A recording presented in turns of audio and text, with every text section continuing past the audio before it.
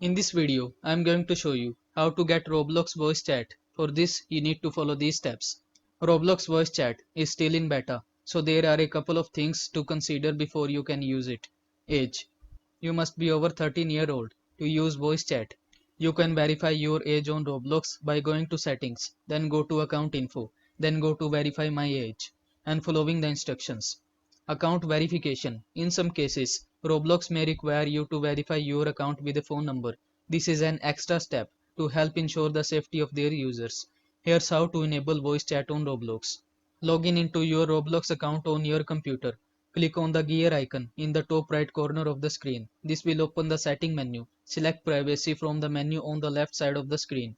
Under the beta features section, find the toggle for enable voice chat and turn it on. Once you are enable voice chat, you will also need to make sure the game you are playing support it. You can usually tell if a game support voice chat by looking for a yellow beta button in the top left corner when you open the game. So that's all for this video. Don't forget to like this video and subscribe to my channel for more this type of content. Thank you so much for watching.